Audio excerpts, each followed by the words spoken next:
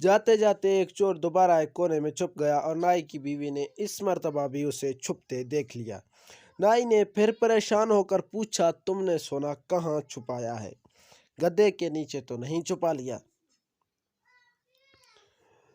नाई की बीवी ने उसे तसल्ली दी, मैं इतनी बेवकूफ़ नहीं हूँ, सोना महफूज है। मैंने उसे बाहर नीम के दरख्त की ऊंची शाखों में से एक पोटली में बांध कर छुपा दिया है।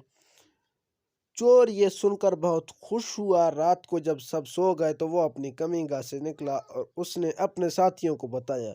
सब चोर नीम के दरख्त के नीचे जमा होकर ऊपर देखने लगे तो कुछ गौर करने पर ऊपर दरख्त पर एक पोटली बंधी दिखाई दी। चोरों का सरदार बोला, वाकई ऊपर पोटली बंधी हुई है। एक आदमी ऊपर चढ़े और उसे उतार लाए। एक चोर ने कमीज उतारी, कसकर धोती बांधी और ऊपर चढ़ने लगा।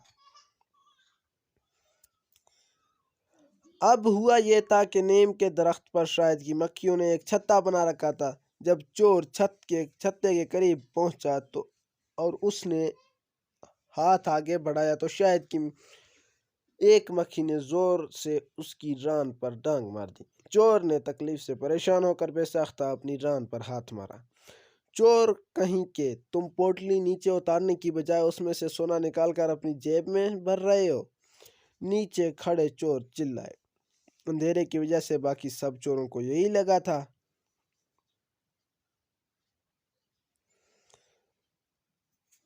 मैं ऐसा कुछ नहीं कर रहा हूँ।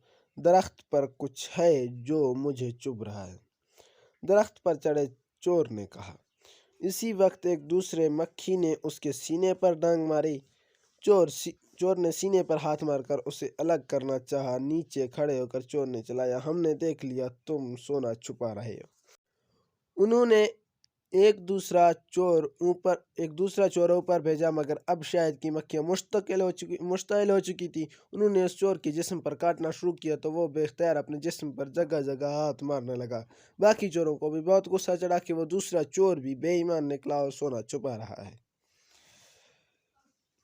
सब चोर एक एक करके ऊपर चढ़ते गए और हर एक का साथ यही हुआ। आखिरी सरदार की बारी आई। उसने छप्ते को मजबूती से पकड़ ही था कि शाख जिस पर खड़े थे वजन बर्दाश्त न करते हुए टूट गई और सब नीचे जा गिरे। छत्ता उनके ऊपर गिरा और मक्खियां उन पर टूट पड़ी। सब चोर जान बचाकर भाग गए।